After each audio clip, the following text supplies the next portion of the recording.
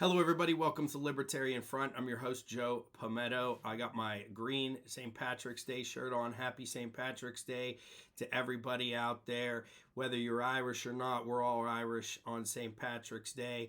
Although I'm Italian, and from our perspective, St. Patrick was Italian. So just want to give you that little reminder. I believe he came from Rome. So today I want to talk about RFK Jr.'s libertarian play, and I need to do more videos on RFK. I'm actually a big fan of his. I think we can question whether or not he actually is a libertarian. I think he does have some libertarian views, but let's talk about the real politics here. He had inquired with the Libertarian Party to possibly become the Libertarian candidate. Why did he do that? Maybe this article will answer that question. If not, I will answer that question. Okay, everybody, take a cup of coffee with me. Raise your cup, your glass in the air. Sip with me. It tastes better when we sip together. Cheers. Also, if you like my content, please like, subscribe, comment, and share. I truly appreciate it. All right, what do we have here? RFK Jr.'s Libertarian Play. This is from Politico. Not always my favorite source, just being honest with you, but this article was pretty decent. A big budget Super Bowl ad. Polls that show him drawing up to 20% support in a three-way election. Wealthy donors forking over serious cash to support his candidacy. Democrats and Republicans are starting to view independent candidate Robert F. Kennedy Jr. as a serious spoiler candidate in this year's presidential election. But to be a spoiler, first, Kennedy has to get on the ballot. Well, let's talk about that a little bit. Is he really a spoiler, or is this just the mainstream media trying to trash him? Does he have an actual chance of winning? I think he does. That's where the Libertarian Party comes in. If Kennedy is the party's nominee, his campaign and associated PACs won't have to shell out millions of dollars and collect hundreds of thousands of signatures to get on the election ballot in states across the country. And that's probably what all this is really about. It helps explain why in recent weeks Kennedy's appeared on CNN to float interest in the Libertarian Party, appeared on the podcast of a popular Libertarian comedian. He is planning on attending the California Libertarian Party convention at the end of February, where he'll be on a panel with possible other nominees. Fill her up. Who is this? Dave Smith. I've heard of. Yeah, I've heard of Dave Smith. Maybe we'll have to watch that and do an analysis. The trouble is, while Kennedy holds some libertarian positions, some see a measure of political expediency in his interest in the party nomination. After all, he began the campaign as a Democrat, then pivoted to independent before expressing interest in the Libertarian Party nomination. Excuse me.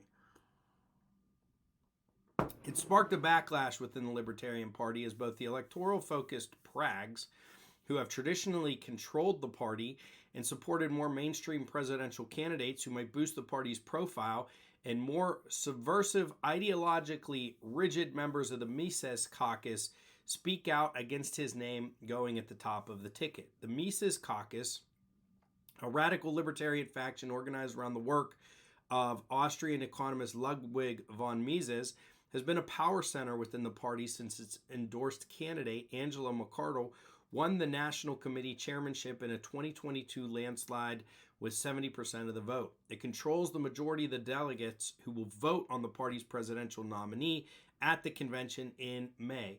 While McArdle has suggested the party may be open to a Kennedy bid, last weekend Mises Caucus came out formally in opposition to his candidacy, making it unlikely that Kennedy has a real shot at the nomination. McArdle did not respond to a request for a comment. I'm going to stop right here and I'm going to insert my own opinions. I'm not going to say, I'm learning here. I'm not going to say I'm an expert on the Libertarian Party, but the Libertarian Party and libertarians in general, the problem has been unity, getting behind single candidate, getting behind a single idea. And you're going to have a hard time having people take you seriously if you cannot get behind a single candidate. Now, I would say to this date that Gary Johnson is the most high-level candidate that the Libertarian Party has run. It was back in 2014, and I think he actually did fairly well, if I recall. I mean, maybe between 5 and 10% of the vote. Correct me if I'm wrong. I'll have to look that up. But since then, no major big name candidates, and before that, very little major big name candidates. So, from my perspective, whether you're a member of the Mises Caucus or whether you are a more center sort of libertarian, I think that getting behind someone like RFK makes a lot of sense. The reason it makes sense is because you need to raise the profile of the party. Okay, the average American doesn't know what a libertarian is, doesn't know much about the Libertarian Party. They just look at Republicans and Democrats, period, end of story. So if you want to inject yourself into the greater conversation, you need a high profile. You need high profile candidates, and you may need more than one. You may need one after another, after another, after another, in order to be taken seriously. So Libertarian Party should be begging for RFK Jr. because he would raise their profile to a degree never seen.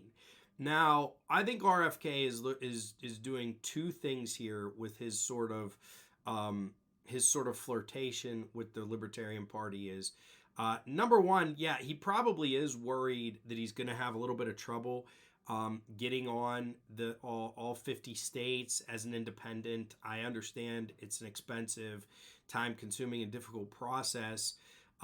So he's probably a little bit worried, and he wants to talk to Libertarian Party so that they can maybe be his backup plan, right? Like if he can't make it on all 50 states as Libertarian, maybe he can make it on a few. Again, I don't know if you can do this, but maybe he can do a few as an independent and some as Libertarian in order to make it onto all 50 states. Use the Libertarian Party's infrastructure to get on the presidential general election ballots.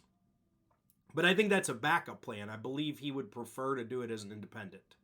I think it's a stronger play for him electorally to be able to say, "Hey, I am an independent, and that means I'm independent," right? Like all the candidates now want to say that they're independent thinkers, and that was one of the big things with Trump as well. Nobody can control me. I have enough money. I pay for my own campaign.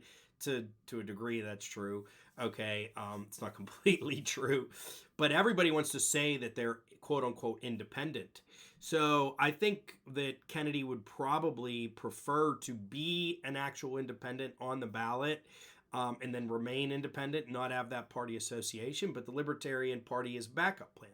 Number two, I believe that his flirtation with the Libertarian Party can get people within the Libertarian Party excited about him, and that can draw up more voters, even if he doesn't go that way. So I think that's what's going on here. I understand that I'm about a month behind on this, and really nothing has come of his Libertarian Party play up to this date, but it's something I wanted to discuss, and I wanted to let you guys know what I thought what his strategy was here. Is twofold, is to have a backup plan and also to gain voters. I don't think he truly wants to be in the Libertarian Party. Nobody truly wants to be in the Libertarian Party as far as serious, running politicians.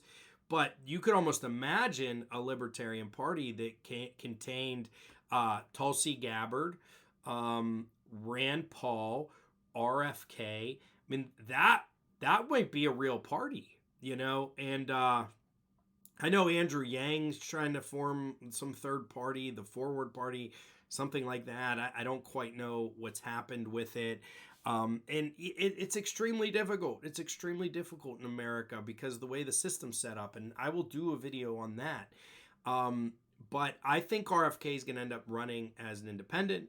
And I believe he's going to do quite well. Does that mean I think he's going to win? No, it's still an extreme uphill battle. But I believe that if he runs as an independent, he will do better than any independent has done since Ross Perot, and perhaps better than any independent ever outside of Teddy Roosevelt and or Ross Perot. Doesn't mean he'll win, but I think he's got a real outside shot. All right, everybody, thank you for tuning in to Libertarian Front. More videos, more content to come. Let me know if you like my shirt here. Kiss me. I'm a veteran or Irish or drunk or whatever. I'm not drunk. I'm just very hopped up on coffee. All right, please like, subscribe, comment, and share. More great political libertarian content to come. Thank you very much.